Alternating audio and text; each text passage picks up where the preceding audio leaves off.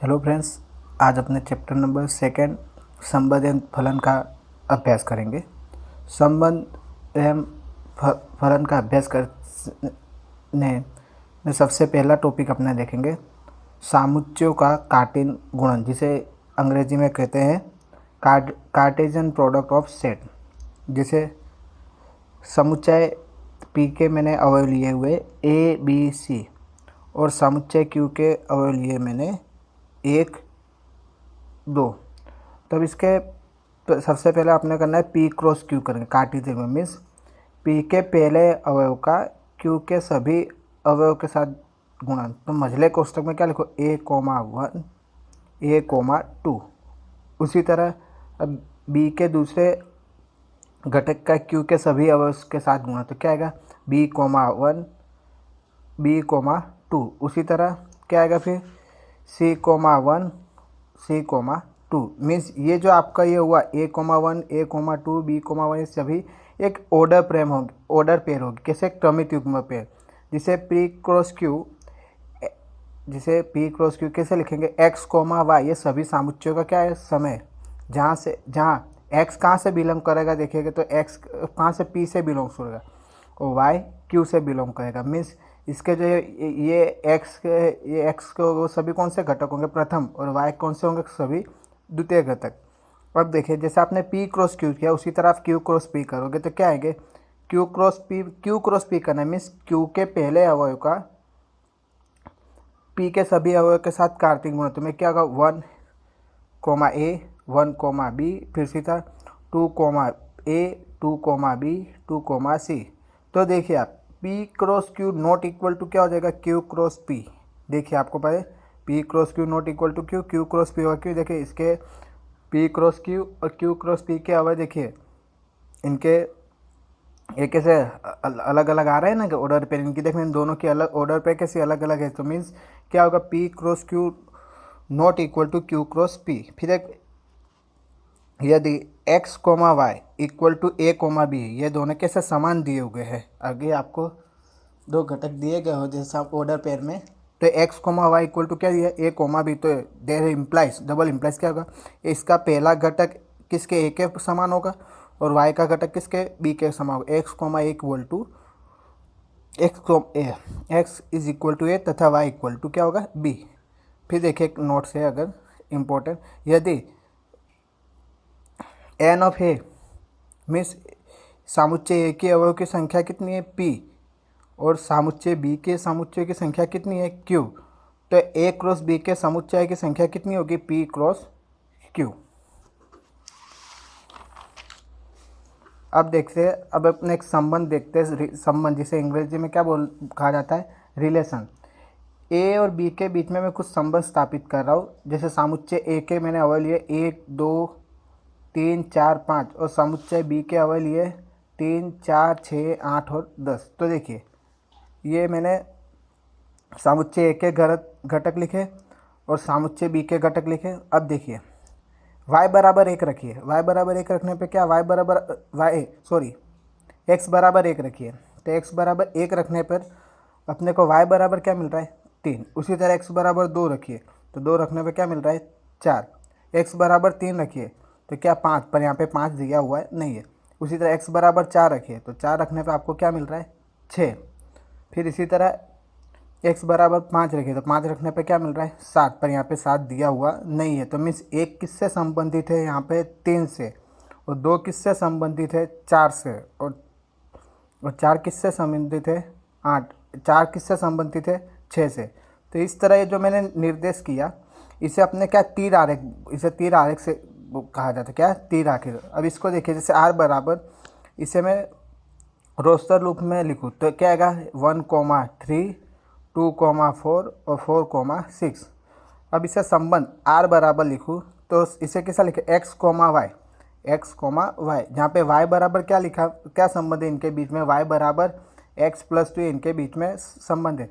तो x कहाँ से बिलोंग करेगा, आपको पहले स्टार्टिंग x कहाँ से बिलोंग करेगा a से और y कहाँ से बिलोंग करेगा b से। तो संबंध r ये कहाँ से a से, संबंध r कहाँ से a से b पर है और a कहाँ से आएगा x पर से और y कहाँ से आएगा b पर से। जैसे इसी तरह एक दूसरा एग्जांपल लिखते हैं। जैसे समुच्चय ए में घटक लिखे 0 1 2 3 4 और समुच्चय बी के घटक लिखे 1 2 3 4 5 6 7 8। तो संबंध आर कहाँ से ए से बी पर है, तो आर बराबर संबंध आर एक्स कोमा वाई सभी सामुच्चयों का समूह है, जहाँ y बराबर संबंध क्या है इसके बीच में एक्स स्क्वायर। तो देखिएगा r बराबर लिखिए वे मैंने सारे, और इसी तरह b के घटक लिखे। तो r बराबर यहाँ पे आप क्या चलो x बराबर 1 रखो तो क्या आंसर आ रहा है 1। 2 रखने पे आपको क्या आंसर मिलेगा 4, 3 रखने पर 9, 4 रखने पर 16 जो यहाँ पे है नहीं। तो यहाँ a क्रॉस b देखिए, तो a क्रॉस b बराबर क्या आएगा x कोमा y संबंध की व्याख्या लिखूँ तो x बिलोंग्स टू a तथा y बिलोंग्स टू क्या होगा b, और संबंध r ये y से y संबंध ये कहाँ यहाँ पे b आएगा ना, और संबंध r is a subset of a cross b होगा। क्यों, a क्रॉस b के अवयव देखिए आप, a क्रॉस b के कौन से अवयव होंगे, ये सभी a क्रॉस b के अवयव हुए। तो मीन्स a क्रॉस b के अवयव कहाँ से r में से आने वाले। क्यों, संबंध की व्याख्या आपने जैसे लिखी है आगे मैंने r बराबर क्या लिखे, a क्रॉस b क्या है एक्स कोमा वाई एक ऑर्डर पे रहे, जहाँ x कहाँ से बिलोंग कर रहा है a से और y कहाँ से बिलोंग करेगा b से। तो r के a क्रॉस b होंगे वो सभी r में जो भी अवयव आएंगे मीन्स उसके जो भी होंगे वो a क्रॉस b में से आएंगे। मीन्स वो एक हर एक a क्रॉस b में से मीन्स वो हर एक रिलेशन होगा। तो means R is a subset of R is a उप समुच्चय किसका हो जाएगा a क्रॉस b का हो जाएगा। कंप्लीट पता चला आपको। ओके, अब देखिए जैसे प्रांत, जैसे उससे क्या कहते हैं प्रांत को जैसे क्या है डोमेन। तो देखो सभी प्रथम घटकों का समुच्चय वो क्या होगा, सभी प्रथम घटकों का समुच्चय। जैसे आपको यहाँ पे दिया हुआ है फंक्शन a से b दिया हुआ है, तो यहाँ पे a होगा वो आपका क्या होगा डोमेन, और b क्या हो जाएगा कोडोमेन। तो देखिए यहाँ पे लिखा हुआ है सप्रांत, जैसे फंक्शन a से b दिया हुआ तो ये आपका क्या हो जाएगा सप्रांत में, जिसे क्या बोलोगे आप कोडोमेन, और ये आपका क्या होगा डोमेन। और परिसर सभी द्वितीय घटकों का सामुच्चय, जो मीन्स आपको वैल्यू रखने पर जैसे x बराबर a रखने पर आपको y बराबर जो आंसर मिलेगा वो आपकी क्या होगी रेंज। ये आपने आगे एग्जाम्पल में देखते, जैसे इसके पहले एक टॉपिक दे लेते कि 2 सामुच्चय लिए मैंने आर ए क्रॉस बी संबंध a से r, जैसे a से b पर से मैं संबंध ले रहा a से b पर से, तो r is a subset a को b होगा। ये मैंने a और b, जैसे a और b मैंने सामुच्चय लिए, a और b में यहाँ पे क्या ले रहा हूँ सामुच्चय। तो सामुच्चय a में अवयव की संख्या कितनी है p, और सामुच्चय b में अवयव की संख्या कितनी है q। तो a क्रॉस b के अवयव की संख्या कितनी होगी p क्रॉस q होगी। क्या बोल रहा हूँ मैं फिर से समझिएगा कि मैंने सामुच्चय a और b लिया, तो सामुच्चय a में अवयव की संख्या p है, सामुच्चय b में अवयव की संख्या q है। तो a क्रॉस b के अवयव की संख्या कितनी होगी p क्रॉस q हो जाएगी। तो अब देखिए तो a से b पर संबंधों की संख्या कितना होगी 2 इंटू p क्रॉस q में होगी। तो ये क्या होगी a से b पर संबंधों की संख्या कितनी होगी 2 इंटू p क्रॉस q। ये क्या आ जाएगी आपके a से